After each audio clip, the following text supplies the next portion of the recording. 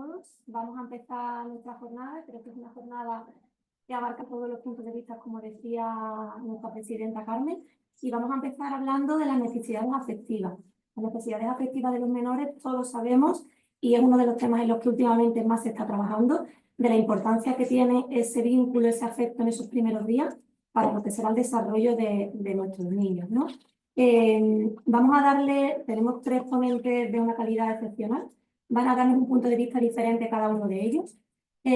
Tenemos, bueno, pues la suerte o el inconveniente de que tenemos a 2 compañeros que van a estar online y tenemos aquí a Raquel Carmona, a la doctora Raquel Carmona, que sí que estará presencial. Entonces, bueno, a la hora de preguntas y todo, a ver cómo lo hacemos de la manera un poquito más dinámica y más ágil para que podamos contactar con los ponentes que están online. Yo creo que a través del chat de Zoom, todos los que nos escucháis online, si queréis ir haciendo preguntas y yo estaré pendiente para intentar pasárselas a los ponentes y que los ponentes puedan dar la respuesta. Vamos a empezar con la doctora Ana Rosa.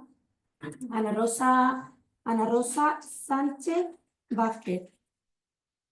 Perdón, Ana Rosa Sánchez Vázquez. Nuestra compañera, bueno, yo creo que en pediatría social la conocemos todos, ha sido presidenta de nuestra sociedad durante unos cuantos de años.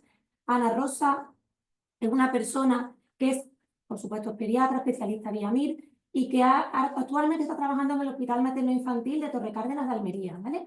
Pero es verdad que su trabajo diario no se centra en la pediatría. Ella ha coordinado y ha montado la unidad de pediatría social en su hospital.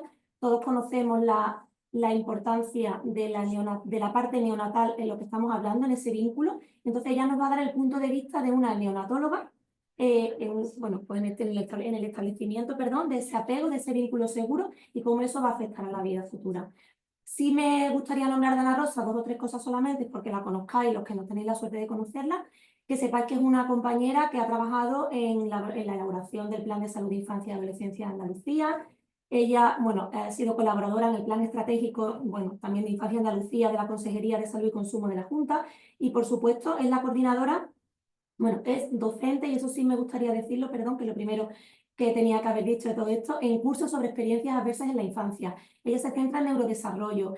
Y una de las cosas que yo siempre le comento cuando he tenido la posibilidad de escuchar alguna de sus ponencias, es que ella le da el punto de vista científico y el punto de vista de base de neurodesarrollo a lo que estamos hablando. A que esto no es algo que se nos esté ocurriendo, de que estas experiencias adversas tienen problemas en los niños. Ella le establece una base científica que cuando los demás lo escuchamos le da mucho sentido a lo que estamos hablando.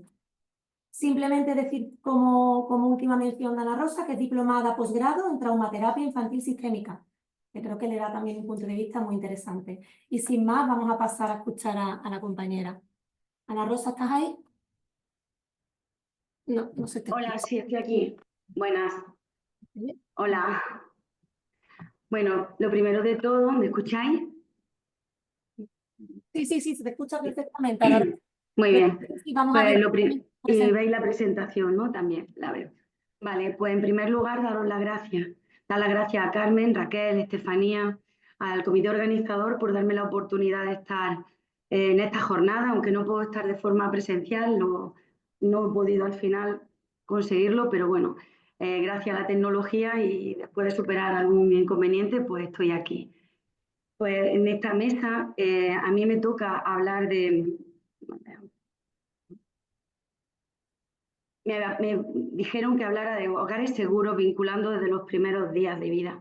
Y lo primero, cuando yo pensaba en este título, me venía a la mente pues lo contrario. Cuando hablaba de hogares seguros, pues pensaba que existían verdaderamente hogares que no ofrecen la seguridad suficiente y también que hay niños y niñas con dificultades de vinculación. Entonces, pienso que esto, más que hablar de conceptos, de un tema en concreto, creo que es poner sobre la mesa una necesidad, y es la necesidad de que los niños y las niñas estén en hogares seguros y que tengan una vinculación sana, porque sabemos que eso es importante para su bienestar y su neurodesarrollo. Y como pediatras no podemos pasar así como de puntilla ante esta realidad, sino que debemos de saber que esto es algo que nos incumbe, porque hay evidencias científicas ya que lo que afecta una inseguridad en un apego inseguro, una dificultad de vinculación y también unas situaciones de violencia o de falta de protección sobre la salud física, psicológica y sobre la social a lo largo de toda la vida, a corto, medio y largo plazo. Y hoy hay evidencias de eso. Bueno, pues mi presentación, vamos a hablar de este tema, de estos puntos. Y lo primero de todo, cuando yo me planteaba, ¿no?, que es un hogar seguro, que es diferente a la seguridad en el hogar, donde pues, con nosotros como profesionales de salud estamos muy familiarizados. Un hogar seguro, pues yo lo he concebido, ¿no? Es como un hogar en el que se establecen unos lazos significativos entre las personas que en él conviven, de forma que se conocen, que se reconocen, se atienden, se cuidan, se respetan, se adaptan y se van ajustando y se ayudan a lo largo del ciclo vital.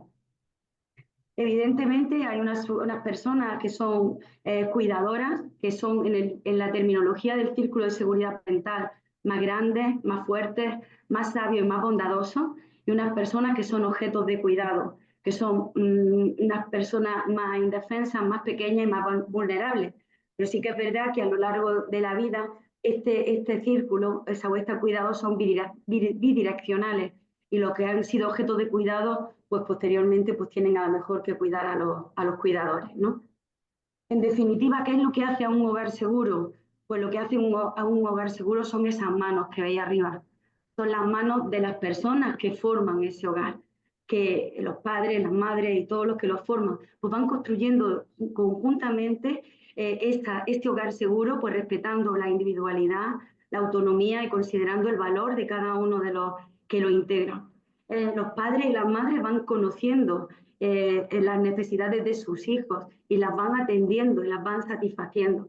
Y esto no es una elección de los padres, sino que es un derecho del niño. Y esto es importante remarcarlo, porque dentro de la Convención de los Derechos del Niño están contenidos pues, el derecho de protección, derechos de protección, derechos de provisión y derechos de participación. Y a través de la Convención de los Derechos del Niño se establecen cuáles son los límites para garantizar el bienestar infantil, que es satisfacer las necesidades fundamentales de los niños y de las niñas, preservar sus derechos. Por tanto, el buen trato va a poner en el centro la satisfacción de las necesidades infantiles. Y las necesidades, ha habido diferentes clasificaciones de las necesidades infantiles. Maslow pues, determina 5 necesidades básicas: la biológica, de seguridad, de afecto, de autoestima y de autorrealización. Y la de Félix López, que son las que veis en la diapositiva, no vamos a entrar en ellas, pues se pueden consultar, pero Félix López distingue necesidades biofisiológicas, necesidades cognitivas o mentales y necesidades emocionales y sociales. Evidentemente, las necesidades de un recién nacido no son las mismas que de un preescolar, un escolar o un adolescente, pero sí que el contexto donde por excelencia se deben de satisfacer estas necesidades infantiles, esas necesidades, es la familia. Pero es verdad que el Estado y las instituciones debemos de velar para que esto sea así, a través de las leyes y las normas que son vinculantes, y cuando exista un conflicto entre lo que los padres proporcionan o satisfacen y la necesidad que tiene un niño, pues siempre debemos de ver y valorar el interés superior de la persona menor de edad, porque es un derecho, no es una elección de los padres, como he dicho. Que somos una especie altricial, que cuando nacemos no oímos, no vemos, somos incapaces de deambular y necesitamos un adulto para poder sobrevivir. Y con este adulto tenemos que establecer un vínculo que se llama vínculo de apego, con el cual pues, podemos ir satisfaciendo y siendo objetos de cuidado. El vínculo de apego es una de las grandes necesidades básicas que no está aprendida del ser humano, porque el ser humano tiene necesidad de establecer vínculos afectivos que sean percibidos como incondicionales y duraderos. Estos vínculos deben de ser precoz, deben de establecerse de forma precoz, porque en ello va la supervivencia. John Bowlby habló del apego y lo define como la disposición que un niño tiene para buscar la proximidad y el contacto con un individuo, que generalmente es la madre, y nos vamos a referir a lo largo de esta charla sobre la madre específicamente. y esta disposición sobre todo la busca el niño cuando hay unas circunstancias que son percibidas como adversas. Y esto es posible porque el sistema nervioso del recién nacido, aunque es inmaduro, está totalmente está organizado y está preparado para vincularse. El niño cuando nace tiene unas estructuras que le permiten estimular su neurofisiología, temperatura, frecuencia respiratoria, frecuencia cardíaca y también para establecer el sistema del apego. Y de hecho, cuando un niño viene al mundo, es capaz ya de oler a su mamá, de identificar el sabor de su leche, poquito a poco va siguiendo con su mirada, es capaz de desencadenar respuestas de miedo, de estrés, también responde a las caricias, es decir, está preparado para disfrutar de esta experiencia. La función del apego, evidentemente, tiene una función biológica, que es de supervivencia, pero también tiene una función psicológica, que es la de seguridad, para explorar y relacionarse en el entorno. Esa función de seguridad es una de las funciones más importantes, la búsqueda de seguridad. Pero también el apego es la base del neurodesarrollo. Se define el neurodesarrollo como un proceso en el que se obtiene la maduración del sistema nervioso con el consiguiente desarrollo de las funciones cerebrales que veis aquí, ¿no?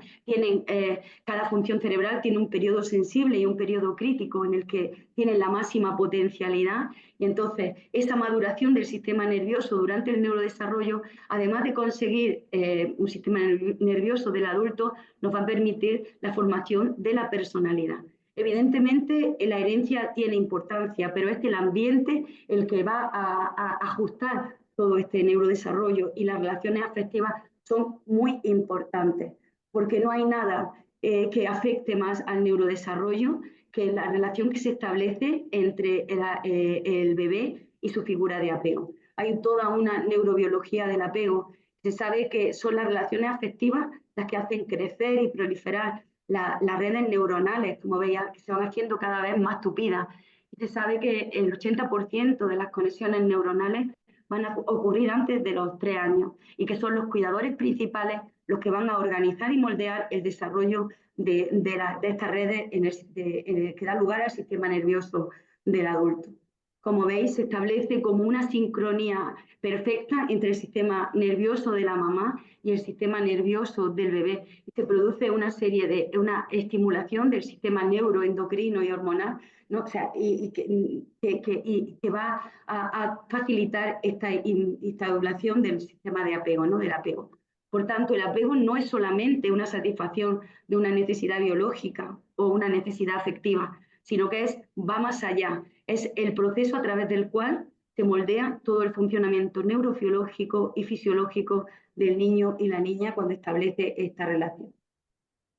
Por tanto, si tenemos que definir las claves de un neurodesarrollo óptimo, son la nutrición óptima, exenta de tóxicos, ahora veremos, y que haya una experiencia enriquecedora, emocionales enriquecedoras. Y esto en los primeros 1000 días, que son llamados la edad de oro. Entonces, podemos ver que los factores que van a afectar, van a intervenir y determinar la presencia de un hogar seguro, una vinculación precoz, podemos ver 3 principales, que son la mamá o la madre, la figura de apego, vamos a hablar de la mamá, el bebé y el contexto, y la relación que se establece entre cada uno de estos factores. Vamos a empezar a hablar del bebé.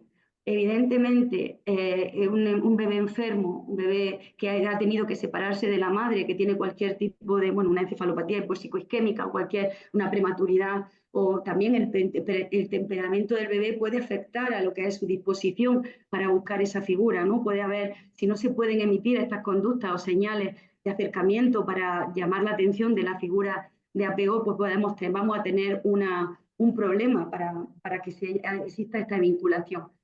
El principal problema, una de las cosas de las que más familiarizados estamos los pediatras, es la prematuridad.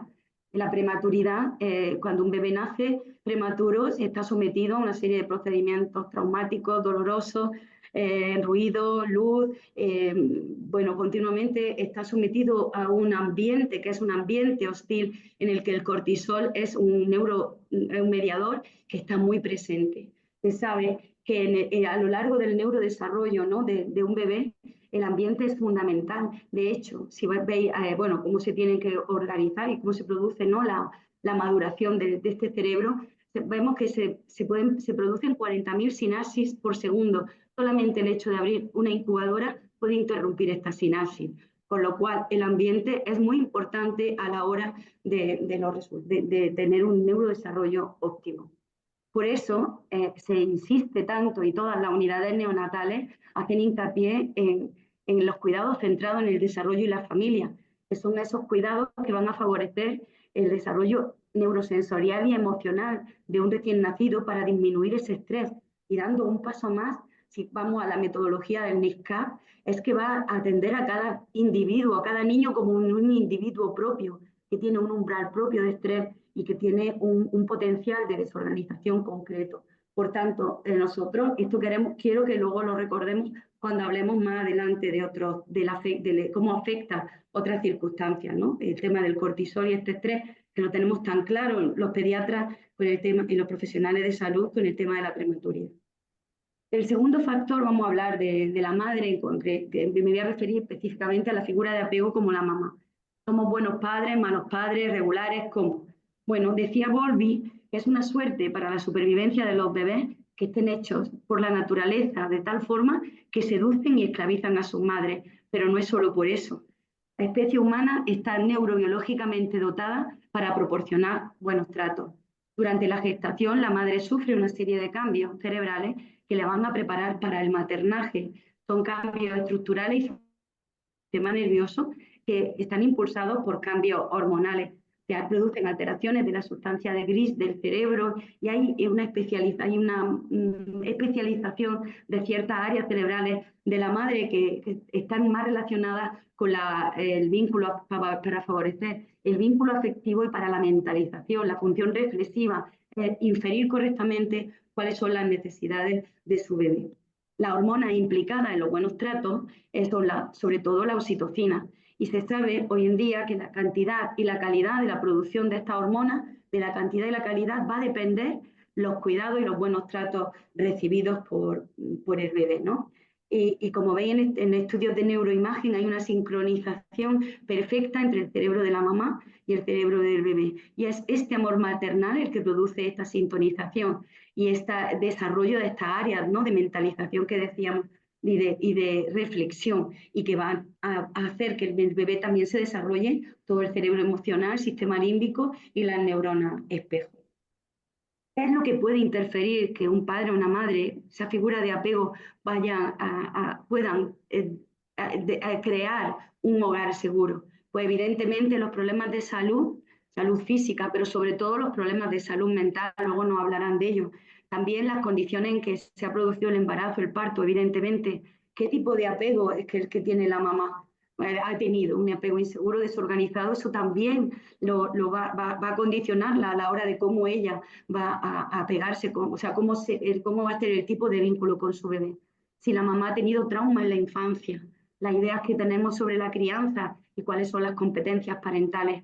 Y cuando hablamos de estos factores es importante tener en cuenta también la etapa prenatal, porque ya desde el vientre de la madre todo esto va a tener importancia.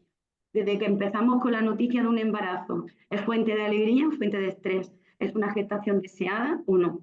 ¿Que es una madre adolescente? ¿Está sola? En fin, son circunstancias que, bueno, que pueden generar estrés, y esta palabra de estrés quiero que la vamos a ir remarcando, ¿no? También sabemos perfectamente con los cuidados durante la gestación, la nutrición, el descanso, el tener cuidado de que nuestra alimentación puede evitar determinadas infecciones congénitas, etcétera. Evitar contaminantes medioambientales y sustancias, fármacos y otras sustancias tóxicas, especialmente tóxicos externos, bueno, pues a través del alcohol, drogas, etcétera, que de por sí van a tener una neurotoxicidad específica y que van a condicionar una discapacidad física, mental y emocional del aprendizaje de nuestros niños y niñas. En este caso estamos hablando de que estos factores estresores van a incidir en el feto y estamos hablando también de temas de maltrato prenatal, físico, negligencia, exposición, como con todo esto, ¿no?, que estamos hablando de exposición a drogas, alcohol, etcétera.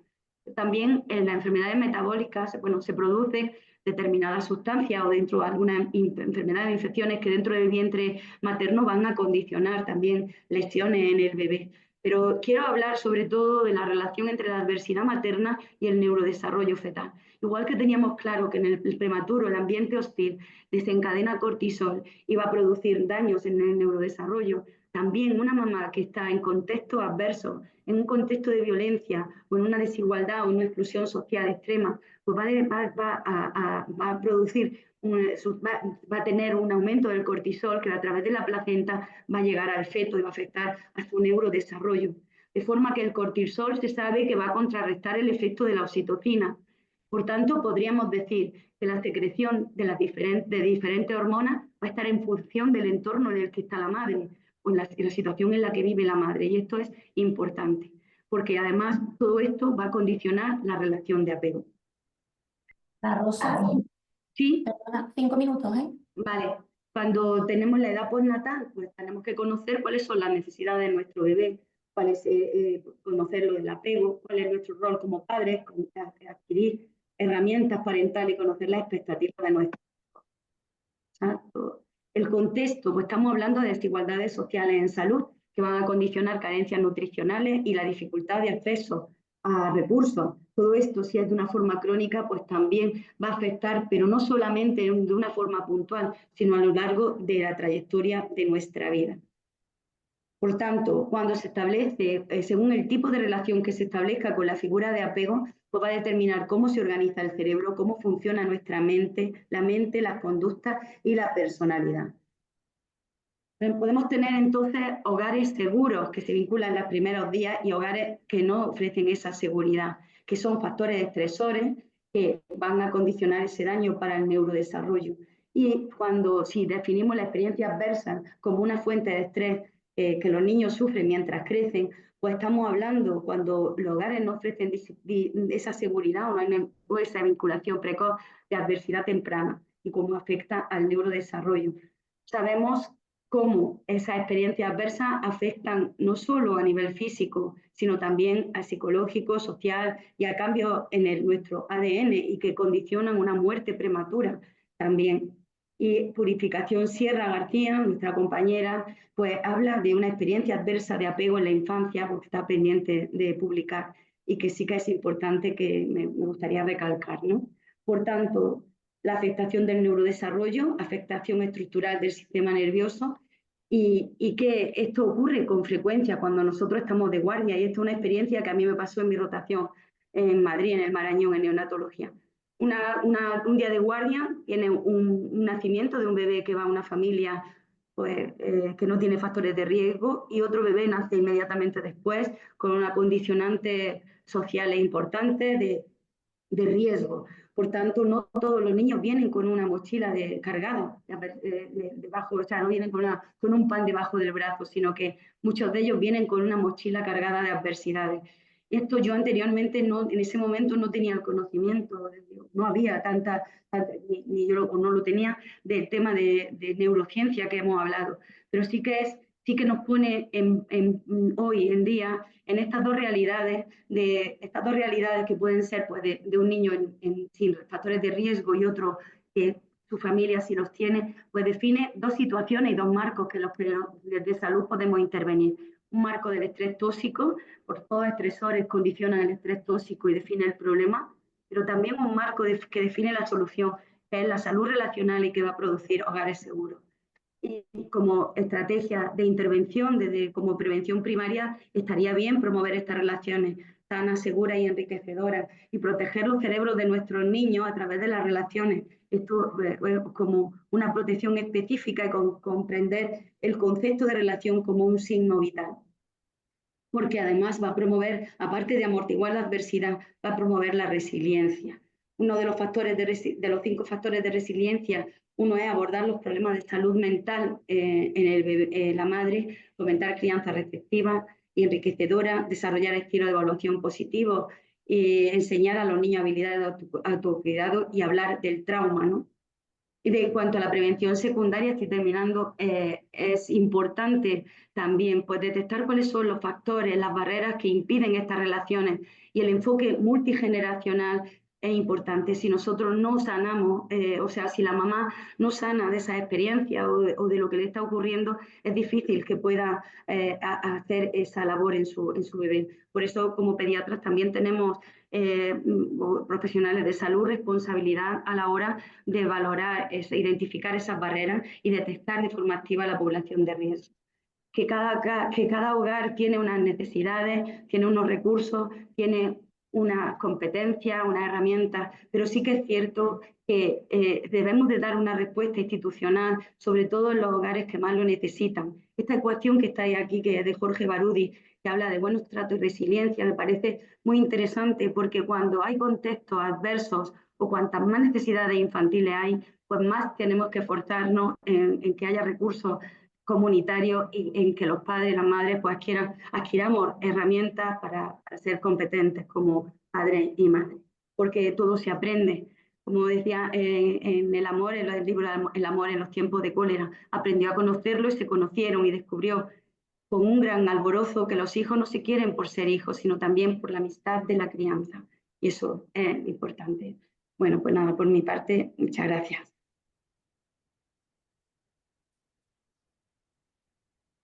Estupendo, Ana Rosa, a mí me ha encantado, supongo que al resto también. Creo que ha sido completísima, como esperábamos de ti, y con una visión pediátrica, que creo que es muy importante, darle una visión pediátrica a lo que estamos hablando, y con la importancia en todas las etapas de la vida. Vamos a seguir con la doctora Raquel Carmona, que además viene muy al caso seguir con su presentación, porque la compañera, ella es psiquiatra, se formó en el Hospital Puerta de Hierro de Madrid. Hoy por hoy es la directora de la Unidad de Gestión Clínica de Salud Mental del área norte de Córdoba, pero entre los años 2014 y 2016 desarrolla el programa pionero en Andalucía de salud mental perinatal del área norte de Córdoba en el Hospital Valle de los Pedroches. Me parece súper interesante esa iniciativa. Y actualmente continúa prestando atención especializada desde la perspectiva perinatal a mujeres de toda Andalucía. Ella participa como docente en el Instituto Europeo de Salud Mental Perinatal y también atiende como psiquiatra perinatal, me parece ese concepto fundamental, en el Hospital San Juan de Dios de Córdoba y en el Hospital de la Zarzuela de Madrid. Con lo cual, con esa trayectoria, con esa experiencia que ella tiene y con esa visión de lo que hemos hablado, de lo que nos ha esbozado un poco Ana Rosa, ¿no? De esa importancia perinatal, creo que vamos a poder seguir ahondando ahora con la compañera Raquel Carmona. Bueno, antes que nada agradecer la invitación, por supuesto la invitación personal, de que me hayáis considerado que yo podía aportar algo interesante a vuestra maravillosa jornada de hoy, pero sobre todo la sensibilidad de considerar también que la salud mental perinatal, que la atención a la salud mental materna, tiene también mucho que ver en todo lo que estáis tratando, ¿no? Para mí es fundamental, pero me ha hecho mucha ilusión que también desde pediatría se considere, ¿no? Bueno, la idea sobre todo, yo esto lo he hecho sobre todo pensando en vosotros, ¿vale? O sea, que os resulte realmente útil y que cualquier cosa que tengáis al final de la presentación está mi mail, por si al final necesitáis a nivel personal o profesional cualquier tipo de apoyo, ¿vale? Esta frase de no hay salud sin salud mental fue muy relevante hace muchos años. Una primera ministra noruega la formuló para dar la notoriedad de que efectivamente la salud mental era importante dentro de lo que era la salud integral, el tratamiento holístico, ¿no?, de la persona. Pero ya Louise Howard en el 2014 en el Lancet hizo un recopilatorio de un montón de artículos interesantes sobre la salud mental perinatal y fue un poco más allá, comentando que no había un momento en la vida en que la afirmación que no hay salud sin salud mental suene más cierta que en el periodo perinatal. Los trastornos mentales perinatales se refieren a aquellos trastornos psiquiátricos que ocurren desde el embarazo hasta que el bebé tiene 1 año de edad. Eso es el concepto, por decirlo de alguna manera, más ortodoxo. Sin embargo, luego en la clínica, en la práctica clínica, como os podéis imaginar, se extiende por los extremos. Es decir, la atención a la madre continúa más allá del año del bebé, puede llegar incluso a los 2 o 3 años, teniendo en cuenta la crianza y todo lo que se mueve alrededor, si hay psicopatología me refiero, ¿eh? Incluso se antepone a lo que es el embarazo. Psiquiatría perinatal anda incluso antes de que la mujer se quede embarazada, a veces en los trastornos mentales graves, planificando ese embarazo, ajustando medicamentos, diseñando esos ensayos terapéuticos para que el embarazo ya esté tratado en salud, ¿vale? Y que sea lo más estable posible. Entonces, aunque el concepto debéis conocer que los trastornos mentales perinatales abarcan esa franja de la etapa de la mujer estanca, pero luego efectivamente en la clínica se va a extender. Han sido destacados últimamente como un importante problema de salud pública por el impacto que tiene sobre la calidad de vida de la mujer, de sus hijos, tanto a corto como a largo plazo. Y se orienta a eso, ¿no? Detectar y tratar de manera precoz todo lo que es la psicopatología materna en todo el embarazo, parto y puerperio, el efecto en el recién nacido y su interacción vincular. Y una especificidad que tiene también la psiquiatría perinatal es la necesidad de integrar diferentes disciplinas científicas alrededor. Entonces se establece realmente, o sea, la práctica clínica es así, y debe ser así, un trabajo en comunión con la psiquiatría del niño y del adolescente, con la psiquiatría de adultos, con pediatría, con gine, con medicina de familia, con matronas, con enfermería pediátrica y también con los servicios sociales, atención temprana y educación. Y aunque parece que somos muchos trabajando para para un mismo caso, luego también termina siendo efectivamente la clínica algo muy gratificante a nivel personal y profesional. Y es curioso cómo luego vas preguntando a diferentes compañeros en la gestión de un caso concreto y los caminos que nos han llevado a gestionar ese caso, a ser especialmente sensibles en esa atención concreta, tiene también luego un recorrido muy personal, ¿vale? Numerosos estudios científicos ponen de manifiesto que 1 de cada 5 madres de todo el mundo van a experimentar durante el embarazo o después del parto algún tipo de trastorno mental. La prevalencia es exactamente igual que en la salud mental en general, que no tenga que ver con la etapa perinatal. Los trastornos ansiosos y los depresivos van a ser más prevalentes. Es decir, los casos reales, los existentes, van a ser sobre todo de este cuadro de patologías, ¿no? Pero es una estimación elevada, ¿eh? El 75% de estas mujeres no van a ser diagnosticadas ni tratadas de manera adecuada. Fijaos bien las cifras, ¿eh? Un 75% de esas mujeres, ¿no? De las que padezcan ese tipo de trastornos. Tradicionalmente, algunas observaciones clínicas describían que el embarazo era un estado protector para la salud mental materna. O sea, se decía que debido a factores hormonales, la mujer, por el mero hecho de estar embarazada, tenía menos predisposición a sufrir algún tipo de trastorno psiquiátrico. Bueno, eso puede ser una de las razones por las que terminemos sin llegar a detectar tanta prevalencia en consulta como deberíamos detectar. Eso puede ser, o sea, la que sigue pensándose que el embarazo va a ser un estado protector para la salud mental materna y dentro de lo que son las estructuras, dentro de la asociación y organización del sistema sanitario, todo lo que sea el cribado de la salud mental materna durante la gestación no se tenga tan en cuenta, creyendo aún algo desde el 1985 ya descartado de que el embarazo puede ser un estado protector, ¿vale? Eso puede ser una razón de la falta de detección, pero también puede ser porque en su carácter más leve, el embarazo fisiológico tiene alguna sintomatología que puede parecerse a la sintomatología más leve dentro de lo que son los trastornos ansiosos depresivos, ¿vale? La alergia, la falta de la tristeza, a lo mejor las ganas de llorar. En su carácter más leve puede haber ahí como una pequeña confusión, ¿no? Luego también por el modelo médico tradicional, es decir, porque seguimos acostumbrados a tratar, a mirar, a observar todo lo que es el aspecto físico del embarazo. Entonces, ahí sí que tenemos muy bien, muy entendido y estipulado dentro de lo que es el abordaje de la salud de la madre, todo lo que va a ser la glucemia, la tensión arterial, el peso, todo eso sí que entra dentro de lo que estamos como más acostumbrados a entender, tanto por parte de los profesionales como por parte de las propias mujeres. Sin embargo, todo lo que es la parte emocional que conlleva el embarazo, pues bueno, todavía sigue sin estar del todo estructurado como para poder hacer un buen cribado, ¿no? El estigma es doble cuando ocurre la salud mental materna. Es decir, ya de por sí la salud mental tiene un estigma, ¿eh? No todo el mundo va a un psiquiatra con comodidad, igual que iría a cualquier otro especialista médico.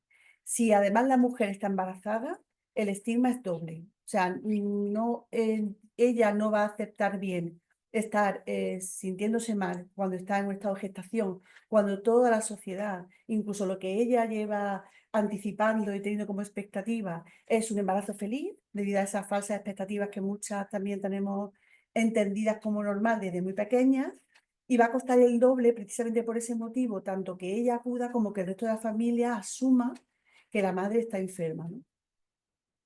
También falta de formación por parte de los proveedores de salud, ¿eh? Falta de información por parte de la población general. Entonces yo creo que nos corresponde como sanitarios educar, divulgar, visibilizar y establecer protocolos de detección sistemática. El cribado, como todos sabemos, es el marco, dentro de lo que es el marco de los sistemas sanitarios, pues realizar pruebas diagnósticas a personas en principio sanas para distinguir aquellas que probablemente estén enfermas de las que probablemente no lo están. Todas las guías actuales recomiendan el cribado de la mujer en diferentes etapas de lo que es su vida perinatal, es decir, tanto en el embarazo como en el posparto, para detectar cuando existe psicopatología, poder diagnosticarla, derivarla en consecuencia donde pueda ser bien tratada y resuelto el problema. No podemos olvidar dentro de lo que son estos cribados el evaluar el soporte social y de pareja percibido, no el que subjetivamente creemos que puede ser adecuado. Es decir, no debemos quedarnos solo en observar la apariencia de una pareja que viene a consulta, ya sea en un embarazo o en un posparto, sino ir un poco más allá y encontrar en algún momento un lugar para que la mujer pueda ser entrevistada sola y podamos concretar si efectivamente ella siente que tiene un buen apoyo social, ya sea de su pareja o del resto de su familia. Porque muchas veces, de manera consciente o inconsciente, no van a reconocer bien que no se encuentran seguras en el lugar donde están desarrollando tanto su embarazo como su posparto. Las escalas son sencillas de pasar. La escala de Edimburgo, el cuestionario sobre la salud del paciente, son escalas de muy pocos ítems que pueden discriminar claramente si una mujer está en riesgo de sufrir una psicopatología y necesita ser derivada a salud mental o no. Es un carácter leve que simplemente exige, bueno, pues una continuidad en ese seguimiento y ese control. ¿Qué ocurre si no tratamos a una madre que tiene psicopatología? Bueno, entendiendo con no tratar es cuando existe psicopatología y necesita ser tratada por esa enfermedad materna, ¿vale? En psiquiatría existe ya evidencia suficiente como para no justificar el no tratar por el mero hecho de que una mujer esté embarazada, ¿vale? O no tratar porque una mujer esté amamantando un bebé, ¿vale? Hay evidencia suficiente de que hay psicofarmacología como para poder abordar los casos que necesitan ser tratados tanto en el embarazo como en el posparto, y que existe un gran riesgo de recaídas importantes si a la mujer que estaba en tratamiento psiquiátrico se le retira la medicación por el mero hecho de conocer que estaba embarazada. Casi el 70% de las mujeres pueden sufrir una recaída si se interrumpe una medicación solo por el hecho de saberse embarazadas, ¿vale? Hay muchas veces que ellas son las que de manera voluntaria, formando parte de ese autocuidado, suspenden la medicación que tomaban, ¿vale? Por falta de formación, como decíamos antes, falta de información. Pero en muchos casos es por parte de médicos que recomendamos retirar medicamentos porque sabemos que está la mujer embarazada. Médicos de familia y psiquiatras, ¿eh? Entonces, eso es lo que ya no puede, evidencia suficiente y conocimiento suficiente como para que eso ya sepamos que no se puede hacer. Los efectos sobre el bebé a corto, medio y largo plazo, yo creo que ya los conocéis, son resultados, si la madre está enferma, puede haber resultados obstétricos y neonatales, bajo peso al nacer, aumento de parto pretérmino, retraso del crecimiento intrauterino, aumento de complicaciones obstétricas como preeclampsia, aumento de partos distóxicos y aumento de ingresos en la SUR. Sobre la salud de la madre, también lo comentaré un poco después, efectos sobre la crianza, sobre dificultades en la vinculación, sobre la familia, el entorno y sobre la sociedad en su conjunto. El primer año de vida de un bebé es uno de los periodos más importantes de la vida, ya que es cuando adquiere, como sabéis, informaciones sociales, afectivas, cognitivas y capacidad de explorar todo el ambiente que les rodea. En ese periodo de tiempo, los bebés son especialmente sensibles a los síntomas depresivos maternos, ya que efectivamente son altamente dependientes de su madre. La depresión materna está relacionada con ese desarrollo infantil desde el nacimiento hasta las etapas posteriores. Y es un factor de riesgo significativo y muy común durante la primera infancia. Entonces, se ha demostrado que la depresión materna contribuye a múltiples problemas de desarrollo durante esa primera infancia, alteraciones en el funcionamiento cognitivo, en el desarrollo del lenguaje, aspectos socioeconómicos, socioemocionales, académicos, trastornos psiquiátricos en los niños, incluso pudiendo llegar incluso a padecer patología en el adulto, ¿no? El juego simbólico de la madre puede ayudar a reducir problemas de conducta infantil. Bueno, pues la ansiedad y la depresión materna se asocia a que esa mujer sea, como es lógico, más incapaz para poder hacer ese tipo de juego simbólico con su bebé. Y eso influye también en el desarrollo de los niños. No tratar con psicofármacos cuando es necesario conlleva también riesgo de sufrir recaídas, y suspender también la lactancia materna conlleva más posibilidades de sufrir un trastorno mental perinatal para la madre, por lo que también es necesario, de alguna manera, si tuviéramos que prescribir por cualquier motivo médico un tratamiento que fuera realmente incompatible con la lactancia materna, hay que ver que no solamente se va a dificultar el bebé en esa retirada de la lactancia, sino también la madre puede sufrir una recaída de una psicopatología que conlleve en bucle alteración en el bebé. Entonces, si hay que retirar esa lactancia, hay medidas para hacerlo de manera gradual e intentar que sea lo menos dañino posible. La madre, si no se cuida, si no es tratada de manera adecuada, se va a cuidar peor en el embarazo, como decía la compañera, va a sufrir malnutrición, eso por supuesto va a conllevar patología en el bebé, consumo de tóxicos, alteración vincular, dificultad en la crianza, suicidio, filicidio. El suicidio es una de las principales causas de muerte materna, especialmente durante la etapa perinatal, desde el embarazo hasta el primer año posparto. En Estados Unidos es la primera causa de muerte materna, ¿eh? La primera causa. Aquí en España no hay cifras oficiales por la dificultad que tenemos a la hora de tasar la mortalidad materna en ese estado, ¿vale? Todavía no hay consenso a partir de qué día se puede estipular que esto se considera una muerte perinatal, una muerte materna dentro de la etapa perinatal o no, ¿vale? Por eso todavía aquí lo que hacemos es estimar datos según las poblaciones más similares a las nuestras. Pero fijaros qué cifras, ¿no? El suicidio aumenta en cifras y es el responsable del 20% de las muertes en el posparto. El suicidio es un fenómeno multifactorial en el que influye de manera robusta la violencia machista. El factor de riesgo más asociado al suicidio consumado. Las mujeres con sintomatología depresiva tienen más riesgo de sufrir esa violencia. Sufrir violencia machista en esta etapa extrema la vulnerabilidad de la diada, que lo que necesitaba, como decía la compañera, un entorno seguro para poder estar bien. Identificar estos contextos es fundamental para poder abordar el tratamiento psicoterapéutico adecuado. ¿Qué podemos hacer qué podéis hacer como pediatras? ¿Qué podemos hacer para detectar que una mujer sufre psicopatología y que quizás debería ser derivada o aconsejada a ir a cualquier especialista en psiquiatría perinatal, ¿no? Bueno, por ejemplo, que falte a las consultas, que se preocupe excesivamente por la propia salud, por la del bebé, que llore en consulta, que tenga un aspecto cansado y poco cuidado, que adelgace o engorde mucho, que sufra pesadillas, que dude sobre su capacidad para ser buena madre, que tenga molestias físicas excesivas sin causa aparente, que visite reiteradamente a urgencias por el bebé, ¿vale?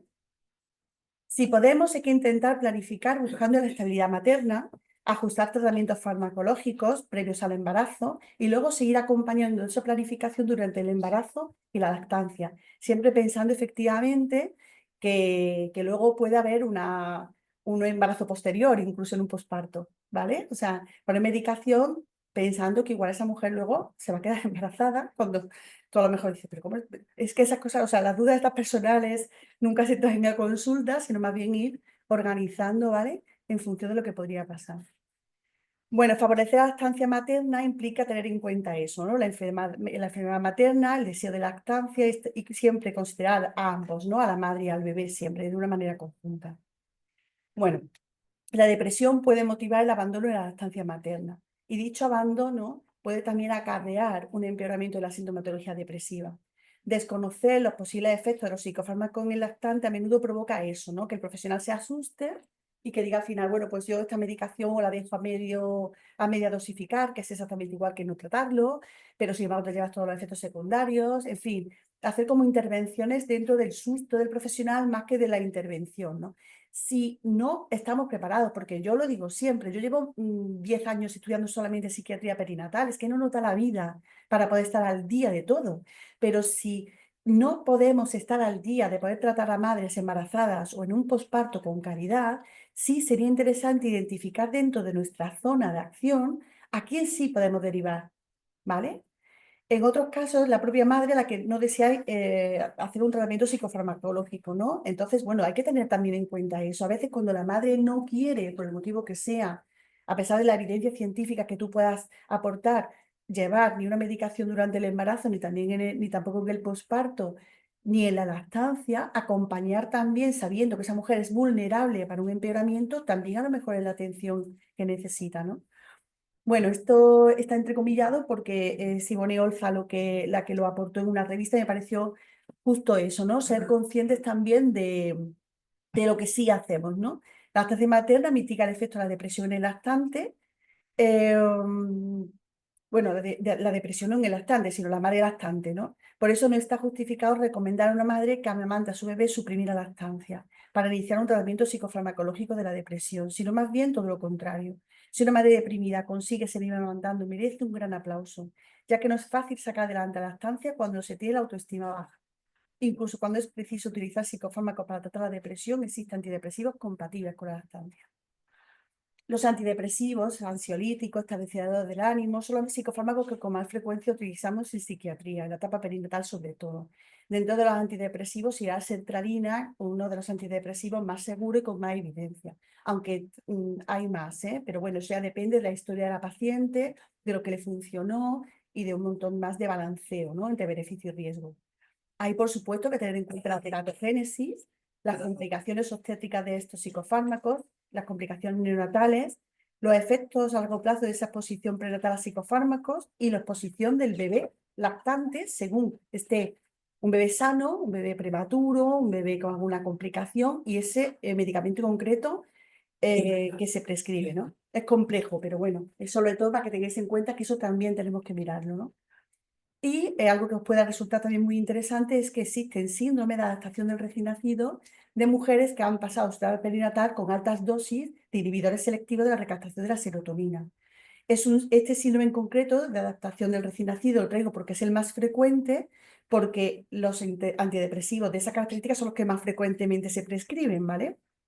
Pero hay otras cosas más. Es un síndrome transitorio, autolimitado, que solo requiere tratamiento de soporte, que tiene una etiología desconocida, pero se piensa que es por abstinencia del bebé a la medicación materna y tarda solamente unas pocas horas en manifestarse. Si ya no se establece en esas primeras horas, no se va a establecer. Y esas son la clínica que más o menos tienen los bebés que lo padecen.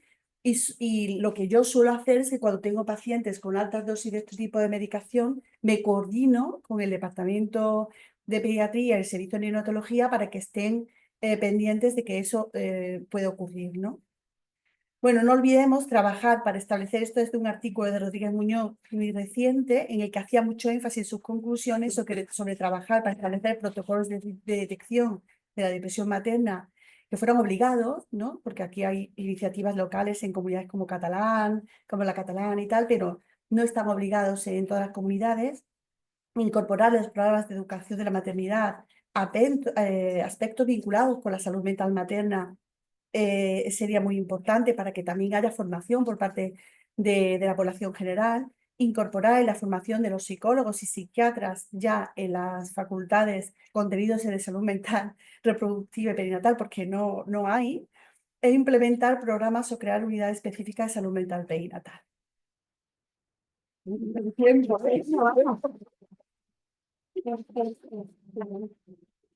Qué bien. Estupendo, gracias Raquel. Muchas gracias. Carlos, buenos días. Sí, ¿nos escuchas bien? Carlos, Buenos días. buenos Aquí días. ¿Puedes estoy, os compartir escucho pantalla? bien. ¿Puedes compartir pantalla para ver tu Sí, presentación? allá vamos. A ver.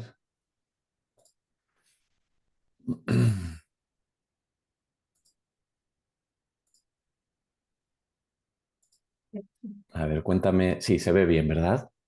¿no? Genial, Carlos, cuando quieran. Muy bien, ¿Qué les muchísimas venía? gracias No, hombre. por invitarnos a mi equipo y a mí a estar presentes en estas jornadas y en esta mesa tan interesante. Me siento muy honrado de continuar el trabajo después de las compañeras de mesa que han hecho aportaciones tan interesantes y que además son muy próximas entre sí y a lo que yo voy a contar ahora, así que creo que va a quedar una mesa compacta y eso es muy bonito. Bueno, ya me han presentado, pero me gustaría redundar un poquito en un par de cosas. Yo soy psicólogo, soy profesor universitario, doy clases de psicología evolutiva, de psicoterapia y de otras cuestiones y desde hace pues, más de 12 años coordino un programa de intervención centrada en el vínculo con madres y padres vulnerables en contextos de exclusión social, pobreza, migración, maternidades adolescentes y demás. Un programa que intenta mejorar los vínculos tempranos entre estos padres y sus niños en primera infancia y etapa preescolar y que a través de la mejora y del fortalecimiento de los vínculos tempranos intenta también prevenir la transmisión del trauma, el maltrato y otros daños a los que los niños que nacen en este tipo de contextos están más expuestos, ¿no? Que otros niños, que los niños, digamos, más de un estrato normalizado de la sociedad, digámoslo así. Además, me he dedicado durante también unos cuantos años a pensar acerca del trauma psicológico, de cómo nos impacta en el desarrollo y de cómo el trauma se transmite entre generaciones, cómo los niños dañados cuando se convierten en padres son más vulnerables a hacer daño a sus hijos que aquellas personas que tienen trayectorias de desarrollo más seguras y más protegidas. Mi objetivo con la charla que voy a dar es hablar precisamente sobre todas estas cuestiones. Me gustaría empezar por el principio y pensar un poquito en alto acerca de los mecanismos de la seguridad, de los mecanismos, algunos de ellos invisibles, que constituyen una relación segura entre una criatura vulnerable y sus cuidadores, sus figuras de apego fundamentales, que muchas veces son los padres, pero no solo y no siempre. Entonces, los mecanismos de la seguridad, por un lado.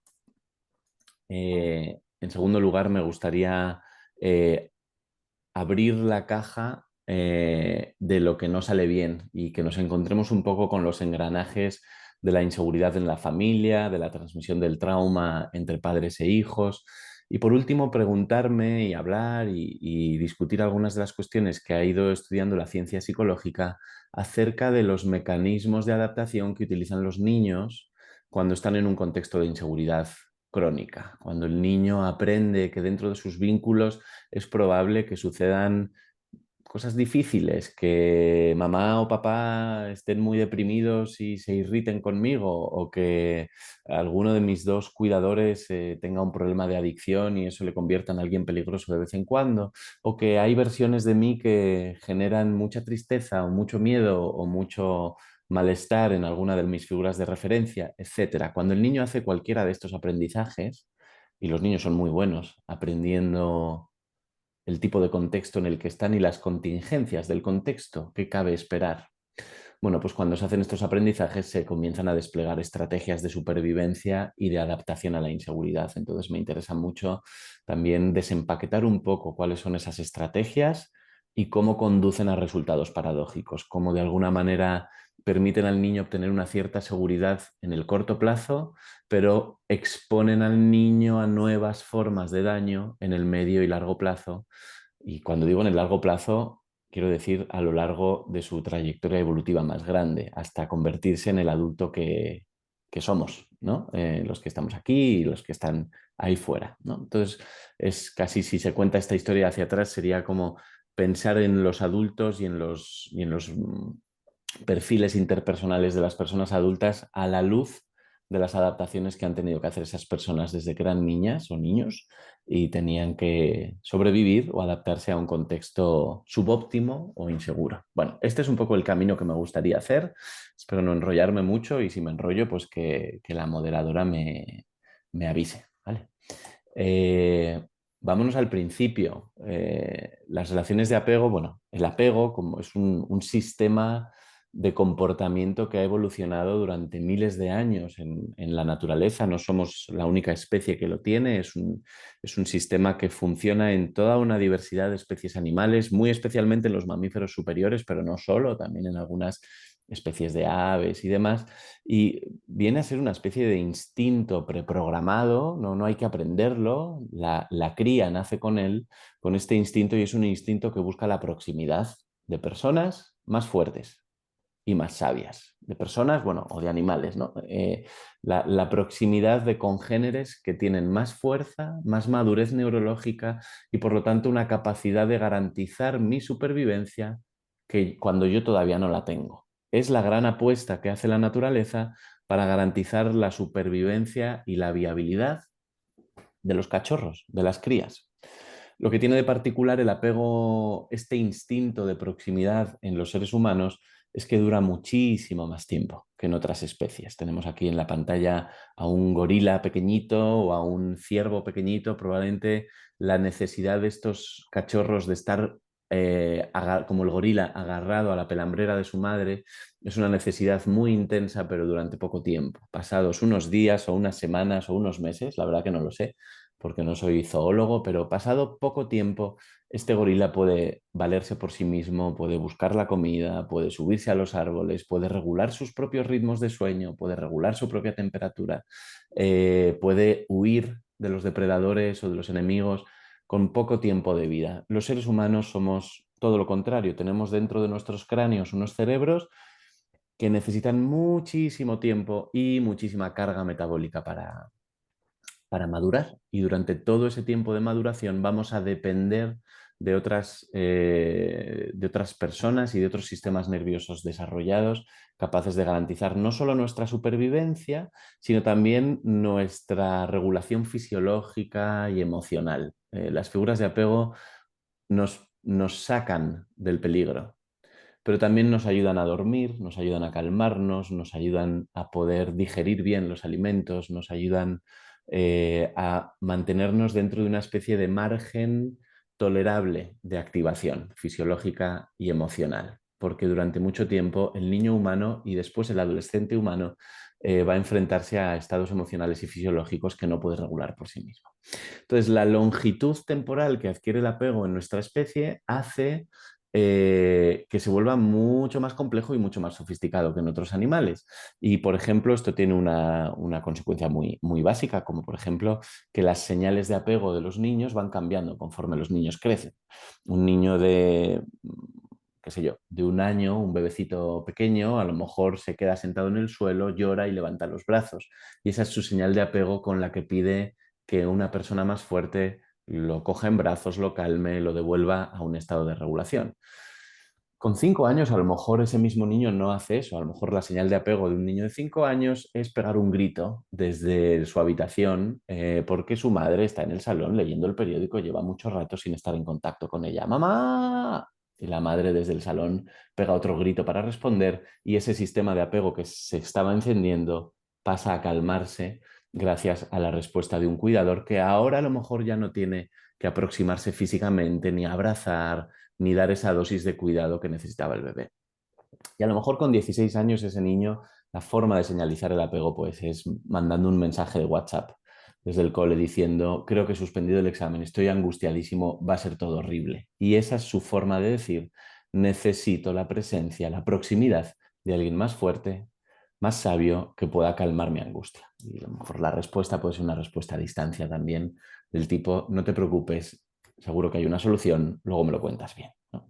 Entonces, el apego es largo en seres humanos y eso hace que las señales de apego y las formas de recibir respuestas adecuadas vayan a variar a lo largo de la edad, pero también vayan a variar entre culturas. Veis aquí a una madre africana llevando a su hijo a la espalda versus la madre o el padre occidental que tenemos en la foto de abajo, que está haciendo pues una intervención pues más tipo mundo occidental, más de afecto, digamos, expresado más abiertamente. ¿Cuál es mejor?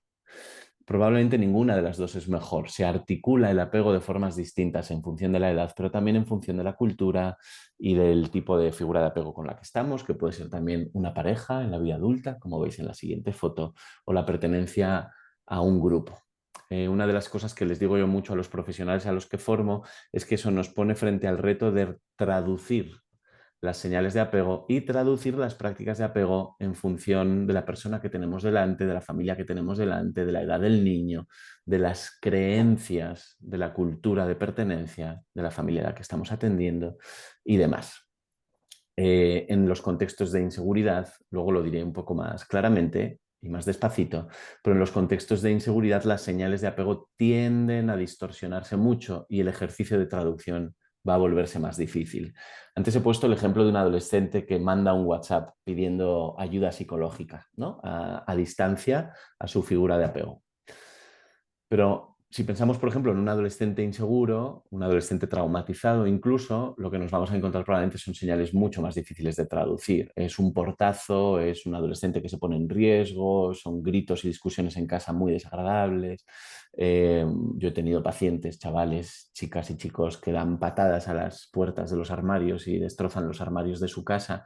Y es muy difícil ahí leer una señal de auxilio, pero es lo que es. Es muy difícil ahí traducir y pensar que lo que está diciendo el chico es, el chico, el bebé, el niño preescolar, lo que sea, es necesito a alguien más fuerte que me calme, porque son conductas difíciles. Entonces, de nuevo, también en niños más pequeños podríamos encontrarnos conductas perturbadoras, conductas impulsivas, conductas muy difíciles que lo que nos hacen muchas veces es tener la tentación de controlar, castigar, estigmatizar, cuando en realidad son señales de apego difíciles de traducir, pero señales de apego al fin y al cabo, ¿no? Bueno, ahí tenemos una primera idea para pensar la intervención, pero también para pensar el acompañamiento a las familias desde los contextos pediátricos y demás. Así pues, hay un instinto de proximidad, la búsqueda de personas, de figuras fuertes, sabias y amables que puedan regularme, que puedan sacarme del peligro. Y si nos ponemos a desempaquetar un poco más las fuentes de la seguridad, cuáles son los elementos de una buena respuesta parental, nos encontramos con que la literatura ha hablado de muchísimas cosas, pero yo las resumo en 4 grandes mecanismos. Nombres distintos, autores distintos, propuestas distintas que yo creo que pueden agruparse en 4 mecanismos. Y la pregunta a la que vamos a intentar responder aquí es la siguiente. ¿En qué consiste una buena respuesta parental? ¿O en qué consiste una respuesta que ofrece seguridad frente a las señales de apego de un niño? El primer componente de una respuesta que da seguridad es que el cuidador se deja influir. Esto parece una tontería o parece una evidencia, pero la primera fuente de seguridad que tenemos, y no nos acordamos, pero cuando venimos al mundo, es la sensación de que podemos generar un cambio ahí fuera. Cada vez que lloro, o casi cada vez que lloro, alguien se acerca. Cuando descubro algo y lo comparto con uno de mis progenitores, esa persona se entusiasma conmigo. Cuando no estoy bien, alguien cambia o deja de hacer lo que estaba haciendo y se acerca a mí para intentar entenderme. Cuando me lo estoy pasando bien, alguien participa de ese estado de alegría. Eso tiene que ver con cuidadores que se están dejando influir, no que administran una crianza o una educación unidireccionalmente, sino que se dejan guiar, orientar, impactar o influir por las necesidades y las señales específicas de su hijo, que por cierto van a variar en función del sexo del hijo, en función de su temperamento, en función de la edad y demás. Así que es un sistema de influencias bidireccionales, una relación de apego segura. Y esto muchas veces nos lo vamos a encontrar ausente en las familias donde hay más inseguridad y más trauma, donde lo que nos vamos a encontrar es un niño que pasivamente recibe daños, influencias, control y que tiene poco que decir al respecto, que tiene poca influencia sobre su entorno. Un cuidador que ofrece seguridad también es un cuidador que regula y estructura la experiencia del niño cuando el niño todavía no es capaz de autorregularse, como yo decía antes, de volver a la calma o de hacerse cargo de las experiencias. Entonces, los cuidadores suficientemente buenos ofrecen regulación emocional y estructuran para hacer que el mundo del niño sea predecible. A través de las prácticas, de los hábitos, de la dirección de la atención del niño. ¿Te has fijado? No, mira, ahora lo que vamos a hacer, este tipo de cosas que suceden millones de veces y de manera automática en las relaciones entre padres y niños pequeños, contribuyen a que el mundo sea un mundo predecible, menos complejo para este cerebro en maduración que tiene el niño o el adolescente. Un cuidador que da seguridad también es un cuidador que se equivoca muchas veces y que aún así puede dar seguridad. ¿Por qué? porque a los fallos le siguen reparaciones. La forma real de la buena crianza no son padres y madres que se las saben todas o que adivinan antes de tiempo lo que el niño necesita o que aciertan a la primera. Eso no existe. Lo que nos dice la investigación empírica es que los niños que crecen con apego seguro son niños que han tenido padres y madres muy flexibles y muy dinámicos, que hacían mucho ensayo y error y que cada vez que se desajustaban en su respuesta con respecto a lo que el niño necesitaba, cambiaban de política. ¡Ay, que no era esto! Perdóname, ¿no? Cualquiera que ha tenido un bebé llorando en brazos sabe de lo que estoy hablando. Es muy difícil acertar a la primera. Es casi más como una especie de baile imperfecto en el que vas intentando hacer cosas hasta que encuentras la cosa que el niño necesitaba. Y aún así, el niño crece con seguridad. ¿Por qué? Porque lo que se encuentra es un cuidador dinámico, flexible, que falla y repara, digamos, en arcos de tiempo cortos. Las familias más traumatizadas y más inseguras aquí, digamos, les falla mucho esto. Hay muchos fallos, pero las dinámicas parentales son muy a piñón fijo, son muy rígidas. Los padres les cuesta mucho salir de una política de respuesta o de una forma de criar. Y por último, los padres que dan seguridad son padres que son capaces de tener en mente la mente del niño. Es decir, de entender o de tratar de entender, no siempre se entiende, pero como mínimo de tratar de entender lo que hay detrás de las conductas del bebé, del niño un poquito más mayor o del adolescente. Antes yo he utilizado la metáfora de los traductores. Los padres son los grandes traductores de la especie humana. Los padres son las figuras de apego en general. Los profesores también, como decía la persona que hacía la pregunta antes, ¿no? Porque los niños no tienen la capacidad introspectiva, reflexiva e incluso lingüística para decir lo que tienen dentro. Lo único que pueden hacer es desplegar conductas. Gritan, lloran, duerman, se despiertan, escupen la comida, te miran, hacen pucheros, se quedan paralizados, se ríen, les duele algo, pero es muy raro que un niño se ponga delante de ti y diga, ahora mismo tengo muchísima fatiga y esto me está provocando mucha angustia y no sé qué hacer conmigo mismo. Si haces un niño de 3 años delante de ti, de hecho lo normal es que te asustes. Entonces, un padre, una madre, un profesor, un educador está constantemente teniendo que interpretar lo que hay detrás de la conducta.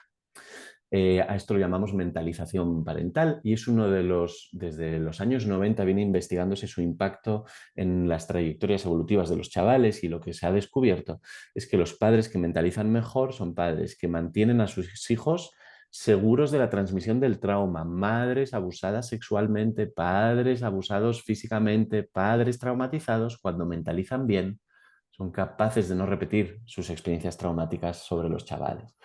Es uno de los promotores de la propia mentalización del niño y por lo tanto contribuye a que los niños crezcan como futuros adultos capaces de ser altruistas, empáticos, ponerse en el lugar del otro o padres mentalizadores cuando les toque.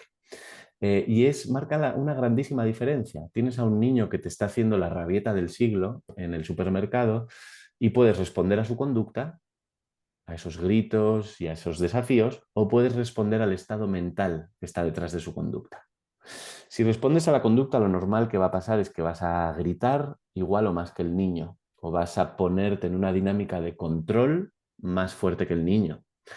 Si respondes al estado mental de la conducta, puede que pongas límites, que te muestres enfadado, que no te gusta lo que está pasando, pero es una respuesta mucho más sintónica, porque entiendes que lo que hay detrás de toda esa conducta es probablemente un niño que está muy frustrado, o que no entiende por qué no sé qué, o que está pasado de vuelta, o que no se soporta a sí mismo en este momento y no sabe cómo salir del malestar.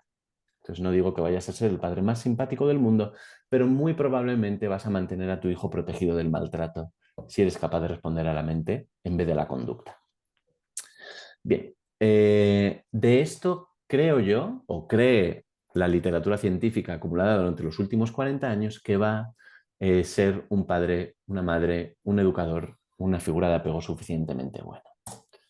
Uno de los hallazgos clasiquísimos de la teoría del apego es esta idea de que los estilos de apego de los padres, o dicho de otra manera, la seguridad de apego de los padres, la heredan los hijos. El apego adulto, el apego del padre, tiende a ser congruente con el apego que va a desarrollar el niño. Los padres seguros respecto al apego tienen 3 veces más probabilidades de tener niños seguros que otros padres. La sensibilidad parental, que es todo lo que os acabo de contar, la capacidad de los padres de dar respuesta, de mentalizar al niño, de fallar y reparar, etc., es el mecanismo que se ha puesto ahí entre medias, como lo que supuestamente permite esta herencia de la seguridad. Sin embargo, muy recientemente, en un paper de 2019, nos recomiendan algunos de los autores más importantes en este asunto tener en cuenta que hay variables que pueden modular esta herencia o estas dinámicas de transmisión. Y estas son muy importantes para los profes, muy importantes para los terapeutas, para los trabajadores sociales y para los pediatras. Una de las variables que modulan esta herencia es los estresores ambientales. Hasta incluso el padre con el apego más seguro del universo va a tener muchas dificultades para ser un padre sensible hacia su bebé, hacia su hijo, si tiene una acumulación de estresores, si está en un contexto de adversidad social o económica, si ha sufrido pérdidas recientemente, si ha sido diagnosticado de alguna enfermedad, si le faltan apoyos sociales, si viene de otro país y todavía no ha encontrado los apoyos necesarios en este país al que no pertenece, etcétera, etcétera. Entonces, los estresores o los apoyos ambientales son una especie de puerta que se abre o que se cierra, permitiendo que la seguridad del apego del padre pueda convertirse en una sensibilidad real, en un conjunto de respuestas sensibles hacia el niño. Muy importante. Pedirle a los padres que sean sensibles hacia sus hijos sin hacernos cargo como cultura, como sociedad, como institución, como equipo de los estresores a los que están sometidos estos padres, es una violencia cultural, es una injusticia y científicamente no va a funcionar, por lo que nos dice la investigación empírica. Y otro de los moduladores es la susceptibilidad del propio niño, que muchas veces se materializa en los temperamentos con los que nacen los bebés. Todos los que tenéis contacto con el mundo de lo perinatal o habéis tenido hijos, sabéis que los bebés nacen con algo parecido a un carácter. Son más o menos temerosos, más o menos sensibles, más o menos regulables, más o menos consolables, más o menos impulsivos, más o menos sociables o más retraídos, etc. Bueno, pues lo que nos dice la ciencia es que los temperamentos de los niños, sobre todo los niños que son temperamentalmente más sensibles, más ansiosos, con más dificultades de regulación y demás, son los más susceptibles al impacto del entorno. Entonces, a un niño con un temperamento muy difícil le tratas bien y ese niño va a crecer con mucha seguridad. Y le tratas mal y ese niño va a crecer con muchísima inseguridad. Es como que el temperamento hace que este sistema sea especialmente impactable o vulnerable a los impactos. Con lo cual, incluso los padres más sensibles o más insensibles van a tener más o menos impacto en función del tipo de niño que tienen. Y esto también es importante tenerlo en cuenta. Los niños vienen con su propia carga temperamental y también esto hace que sea más o menos difícil criarlos y cuidarlos. Y de nuevo pedir a los padres que hagan algo así como, ¿cómo se dice? ¿Cómo es esta expresión? Bueno, se me ha olvidado. Como una crianza de talla única, tampoco es del todo justo y ni es científicamente relevante, porque lo cierto es que las crianzas deben variar en función de la susceptibilidad y el temperamento del niño que uno tiene que criar. No todos los niños son iguales. Bien, pues teniendo en cuenta estas dinámicas que tienen que ver con estos mecanismos de la seguridad, podemos preguntarnos por qué a veces no hay seguridad.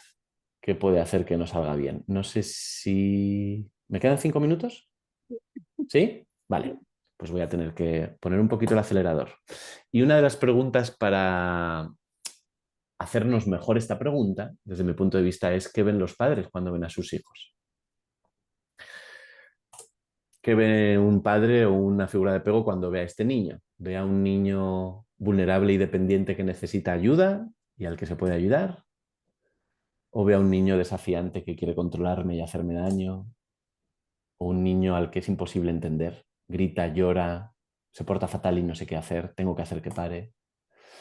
O ve a un niño que es fuente de daños, como por ejemplo un niño que me odia, y podríamos decir lo mismo para el caso de los adolescentes, por poner dos ejemplos muy separados en el tiempo. Lo que estoy intentando transmitir aquí es que a veces los padres, en vez de ver al niño, lo que ven es a un adversario, a una fuente de peligro o a un recordatorio postraumático. El recordatorio de experiencias emocionales difíciles que no han podido ser resueltas y que muchas veces vienen de la propia historia de apego de los padres. Hace unos años, en uno de mis libros, yo intenté agrupar algunas de las propuestas que hace la literatura científica para explicar por qué algunos padres, a pesar de sus buenas intenciones, no cuidan bien a sus niños o incluso los traumatizan de formas parecidas a como ellos mismos fueron traumatizados. Y me salió una lista de mecanismos que siguen una secuencia lógica, que es una secuencia circular. Los niños emiten conductas, expresan sus necesidades y algunas de estas conductas o necesidades pueden activar un dolor no procesado en el padre. Un dolor que tiene que ver con aspectos del pasado que no han podido ser resueltos. Ese dolor secuestra el cerebro, incapacita a los lóbulos frontales para pensar, se pierde la capacidad de entender al niño, se pierde la mentalización y esto puede conducir a que los padres necesiten defenderse de esta interacción que se les ha convertido en una interacción peligrosa porque mi adolescente me quiere poner en evidencia, porque mi hijo me quiere más a otros que a mí, porque mi niña me va a controlar si le dejo que se acerque, etc. Las defensas de los padres pueden tener muchas formas, pueden ser padres que gritan, padres que pegan, padres que se desconectan, padres que se disocian, padres que hacen inversión de rol y piden al niño que sea más fuerte y más mayor que ellos.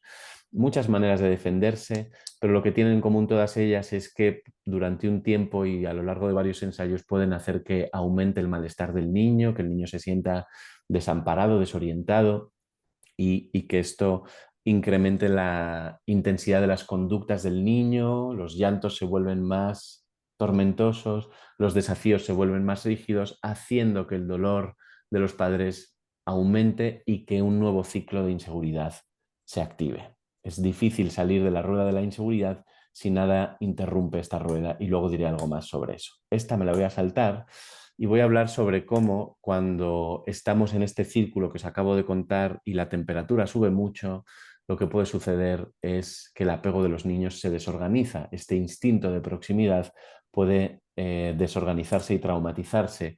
Cuando la figura de apego es una fuente de peligro, porque está deprimido, porque está disociado, porque me está pidiendo que haga cosas que no puedo hacer, porque me grita, porque se asusta de mí, y al mismo tiempo es la única fuente de consuelo y de protección frente a ese peligro. Este es el gran dilema, también llamado el miedo sin solución, que está en la base de los apegos desorganizados, que son los apegos más ligados al trauma. En este contexto, donde mi fuente de peligro es mi única fuente de protección al mismo tiempo, el niño no puede responder a estas dos preguntas que son fundamentales para la seguridad y para el desarrollo. ¿Qué va a pasar? ¿Y qué puedo hacer?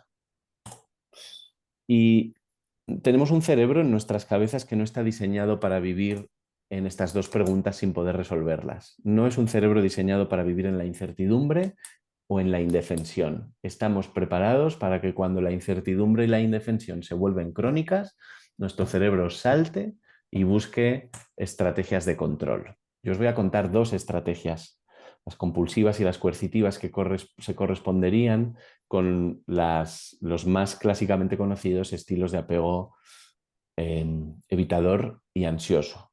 Entonces, las estrategias compulsivas en los niños, bueno, esto lo voy a sacar todo entero, perdón, tendrían que ver, estamos en la mitad izquierda de este círculo, tendrían que ver con niños que se van volviendo invisibles, complacientes, sumisos, cuidadores compulsivos, inhiben sus protestas, inhiben sus señales de apego, se vuelven niños sobreadaptados, autosuficientes y demás.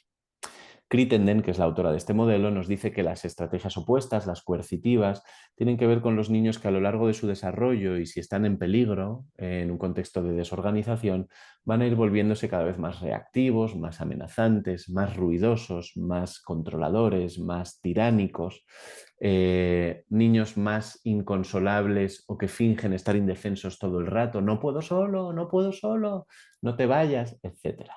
En un nivel muy rígido, porque todos los niños hacen de estas dos cosas de vez en cuando, pero yo estoy hablando, ya estoy en la zona de lo traumático y por lo tanto de la rigidez. Estas son estrategias que permiten a los niños recuperar cierto control sobre su entorno, bien siendo unos niños sobreadaptados e invisibles, o bien siendo unos niños amenazantes y controladores, y permiten al niño no solo recuperar cierto control, sino hacer predecibles las interacciones con sus padres. Esas interacciones que se habían vuelto desorganizantes e impredecibles, ahora, desde estas dinámicas, desde estas estrategias rígidas, se han vuelto más predecibles. En las estrategias compulsivas, los niños desatienden sus propias emociones y necesidades, se vuelven invisibles, como he dicho antes, se sobreatienden las necesidades ajenas y piensan más que sienten, se vuelven niños especialmente intelectualizados y demás. Y en la parte derecha, los niños con estrategias más coercitivas sobreatienden su propio estado interno, su propia necesidad, su propio malestar, son protestones, demandantes, se vuelven ruidosos, etc. Lo último que os quiero contar, y con esto me iría despidiendo, es, como he dicho antes, que las estrategias de supervivencia, que son las que tenemos en la pantalla, que permiten a los niños hacer su mundo más predecible y controlable, son pan para hoy y hambre para mañana.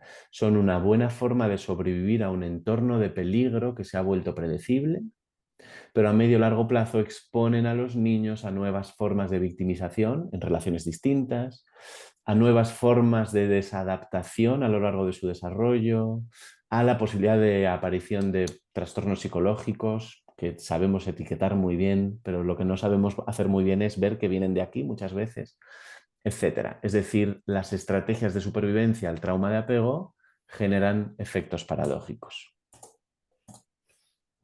Para los niños con estrategias más compulsivas, es decir, de tipo más evitador, el gran efecto paradójico es que acaban pasando desapercibidos y esto genera sentimientos crónicos de soledad, de desconexión, de no ser conocido por los demás y en un nivel clínico tienden a provocar la aparición de problemas internalizantes. Son los niños que se van a hacer daño, son los niños que van a desarrollar TCA, son los niños que se van a deprimir, que se van a volver ansiosos, que van a tener terrores nocturnos, el daño suele quedarse dentro. En el otro lado, las estrategias coercitivas traen efectos paradójicos a largo plazo, como niños, futuros adolescentes y adultos que están en una especie de conflicto perpetuo en sus interacciones, en un pulso constante, en una necesidad de controlar para no ser controlado y sus relaciones se vuelven tormentosas y conflictivas y a veces peligrosas en un nivel que hace peligrar la integridad física de estas personas y les expone a revictimizaciones muy, muy poderosas.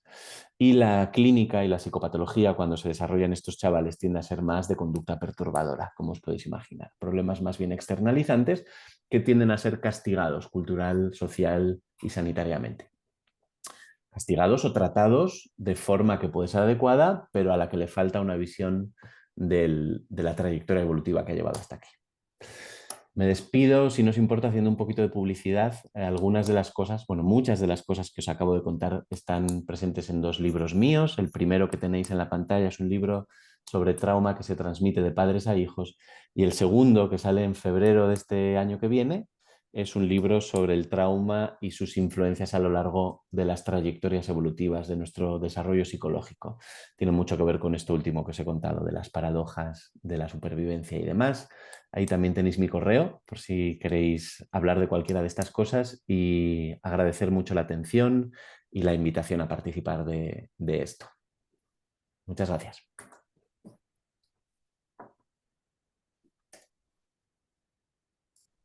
Gracias, Carlos. A mí me ha parecido interesantísimo. De hecho, estaba recordando cómo dentro de lo que es el sistema de protección de menores en protección de menores, es muy frecuente como dentro de una familia a veces vemos esas diferencias que has comentado en las últimas diapositivas. O sea, como en algunos de los hermanos, normalmente las hermanas mayores o los hermanos mayores toman ese rol, o sea, esa manera de afrontar ese trauma de apego, siendo protectores, siendo invisibles, siendo los que realmente o sea, si no lo estás viendo, ¿no? Ese problema internalizante, como comentaba, ¿no? Porque ya realmente son niños y niñas que están como más callados, más pendientes del resto de la familia.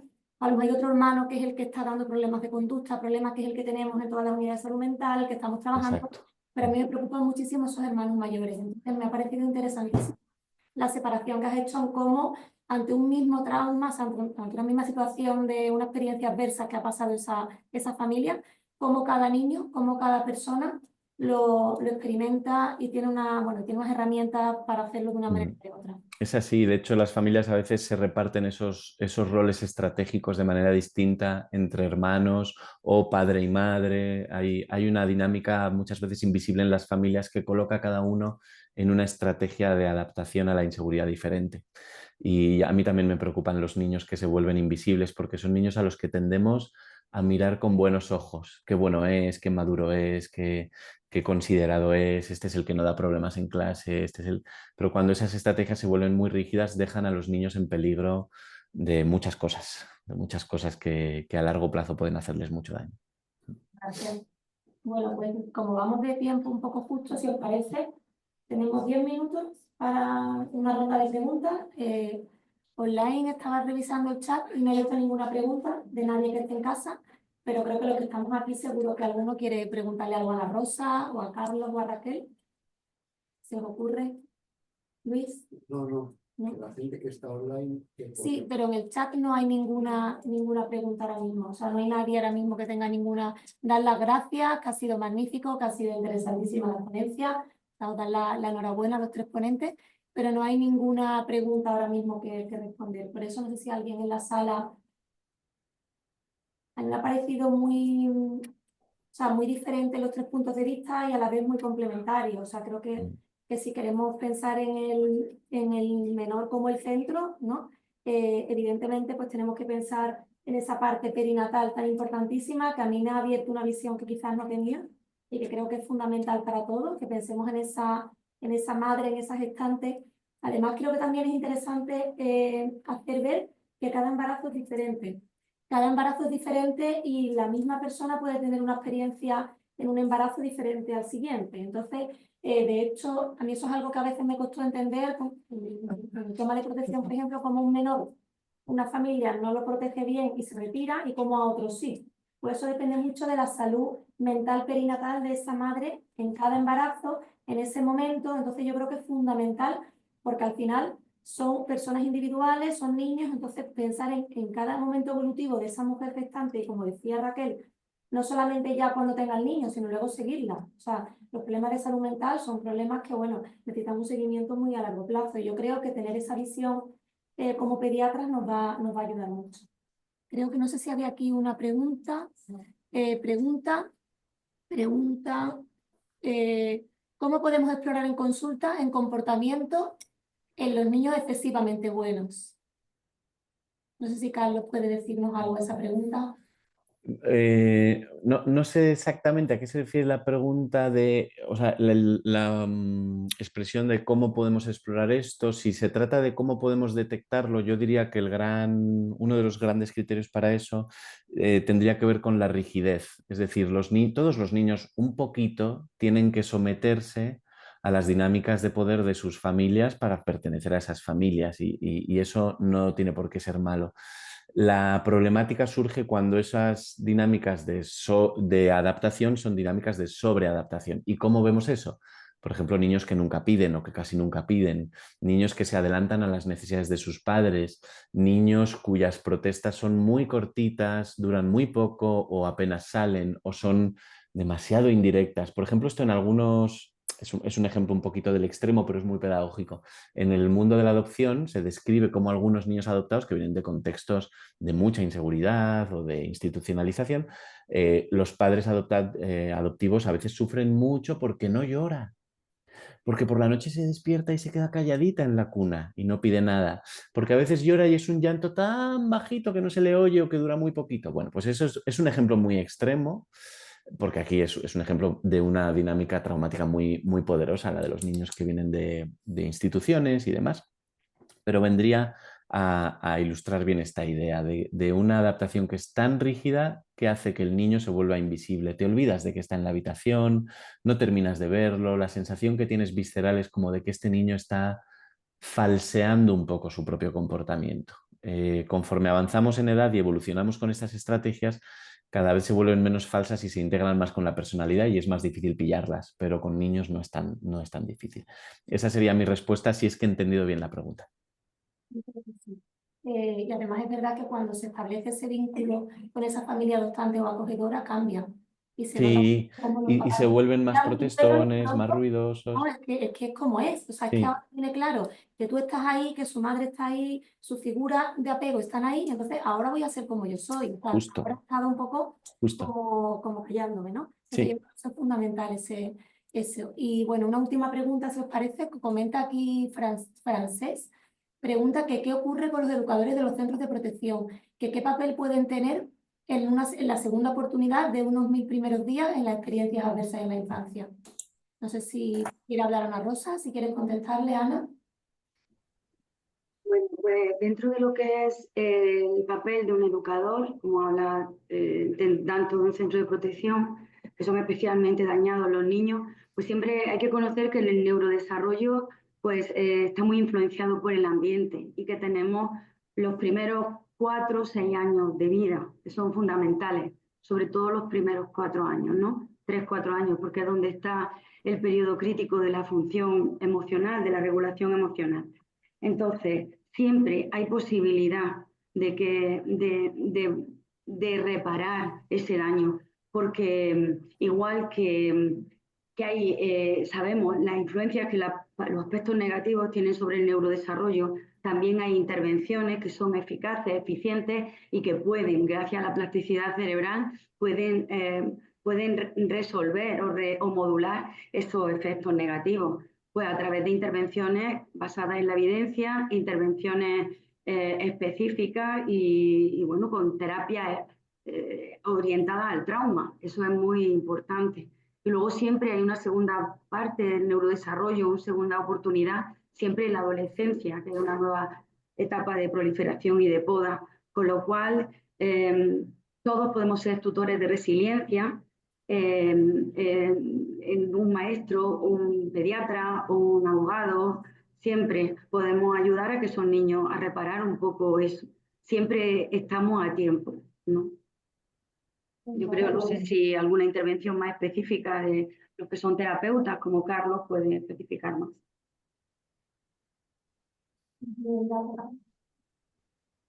Yo le doy la palabra a Virginia, no sé, Virginia, si tenemos más tiempo, ¿no? Sí, bueno, creo que poco, 2 minutos. Bueno, sí, dime, Carlos, ¿ibas a comentar? No, es que no tenía claro de si añadir algo sobre lo que había dicho Ana Rosa o... Claro, complementar. Sí, bueno, la verdad es que es una pregunta que da para muchísimo y me da un poco de vértigo intentar resumirla en 2 minutos, pero bueno, lo primero estoy muy de acuerdo con esta idea que transmite Ana Rosa de que los cerebros son cerebros siempre en desarrollo en el fondo, con lo cual los modelos traumáticos que están registrados en el cerebro de un chaval que lo ha pasado mal o que viene de un mal sitio van a estar ahí. Lo normal es que un cerebro que aprende un aprendizaje de peligro no vaya a renunciar a ese aprendizaje, no se borra ese aprendizaje. Si te ha mordido una serpiente alguna vez, ya tu cerebro va a tener miedo de caminar encima de sitios que no está muy claro lo que hay, ¿no? Entonces, los modelos inseguros no se van a desaprender, pero se pueden aprender nuevos modelos que compiten. Y una mirada neuronal sobre esto tendría que ver como con sendas sinápticas que pueden ir entrenándose y ganando competencia de activación para activarse en momentos de conflicto y en momentos de dificultad frente a las sendas sinápticas que han sido sobreaprendidas en el pasado y que son de peligro. O sea que ahí está eso. Yo creo que hay mucha tela que cortar, pero que los equipos y los profesionales del mundo de la educación y del trabajo social y de la reparación pueden convertirse en figuras semejantes a lo que sería una figura de apego. Entonces, los 4 elementos que yo he revisado de la literatura científica, eso de dejarse influir, regular las emociones difíciles que no puede regular el otro, fallar y reparar o mentalizar momento a momento al niño y en este caso al usuario, podrían ser 4 componentes muy interesantes de una respuesta terapéutica. Lo dejo así dicho porque no hay más tiempo, pero es algo que se puede desarrollar y desempaquetar bien. ¿Qué implica cada uno de estos 4 ingredientes cuando lo trasladas al mundo de la intervención terapéutica o de la intervención educativa? Bueno, yo me quedo con la duda, quería preguntarle a Raquel, no sé si el trabajo también.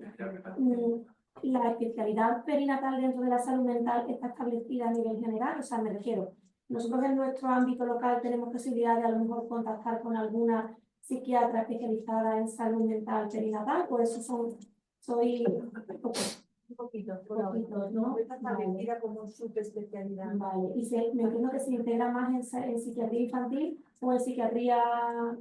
Lo que sí está como subespecialidad ahora mismo ya reconocida, la psiquiatría infantil. Vale, Entonces se entronca en psiquiatría, vale. pero sí que tiene que ir unida a pediatría, zoología, ginecología.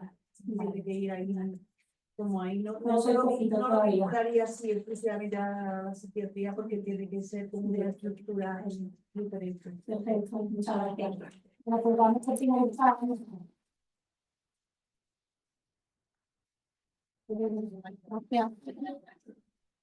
Gracias. Gracias.